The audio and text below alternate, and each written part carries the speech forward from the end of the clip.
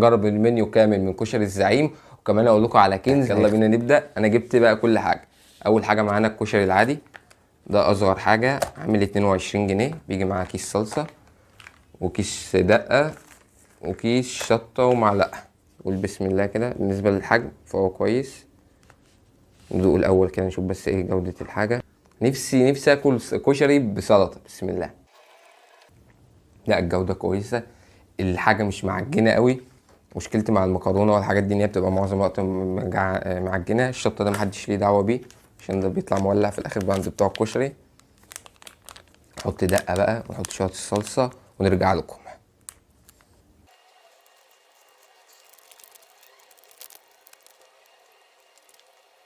نقول بسم الله كده ونبدا بقى. بسم الله. احلى حاجه ان كميه الصلصه اللي بعتينها كتير تقضي الطبق، ودي حاجه بتبقى في ساعات في معظم المطاعم بيبقى كيس صلصه محدد سواء طلبت كبير او صغير. فكميه الصلصه هنا هتبقى مناسبه وهتفضي كمان معاك، والدقه كتير لان انا بحب الدقه كتير. فهنا بقى ندخل على الكشري الكبده. قول بسم الله.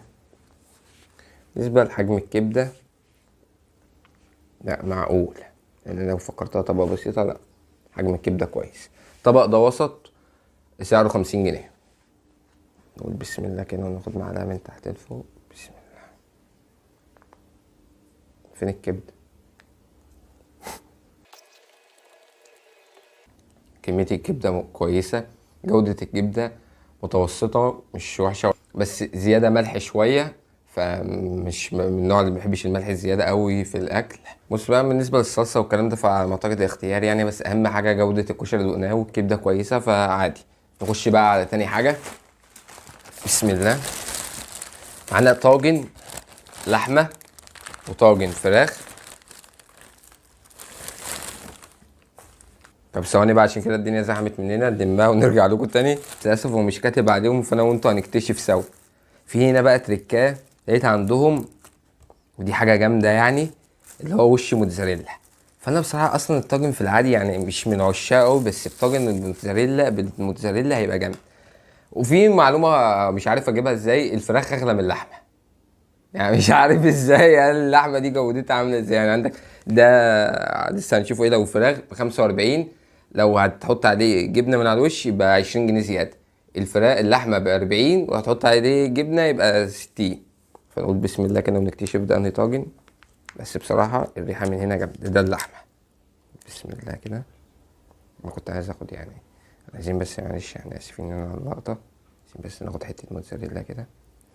هو في ايه يا جدعان؟ بسم الله. جودة الفراخ كويسة، وبصراحة على ما اعتقد من غير وش الجبنة، لان يعني برضو زي ما انتوا عارفين الطواجن كلها بتبقى يعني يا دوبك ايه، هي رشة فراخ او رشة لحمة. فالجبنة حتى لو اللقمة طلع المعلقة طلع ما فيهاش لحمة، هيبقى طعم الجبنة مديك تحس ان انت بتاكل حاجة كويسة احسن ما تاكل مكرونة بصلصة حاجة عادية خالص. فده كان الفراخ مش اللحمة، وبصراحة الشكل كويس والحاجة جاية سخنة. نشوف بقى اللي بعد كده اللحمة. طلع جاي معاهم معلقه شوكه، بس يعني انا اللي مدورتش كويس. ندخل بقى على اللحمه، وبرضك الشكل محترم بصراحه، شكل الجبنه عليه محترم وشويه زيتون. لا يعني انا بامانه، ونقطه نسيت اقولها في الكشري عشان امانه، احلى حاجه ان هو مش مكتر توابل حاجه. انا حاسس بطعم المكرونه، بطعم الشعريه، بطعم الرز. التوابل مش كتير، مش مخليني انا حاسس ان انا باكل طواجن توابل ومش عارف اميز طعم الحاجه. نقول بسم الله. ايوه كده يا جدع. بسم الله.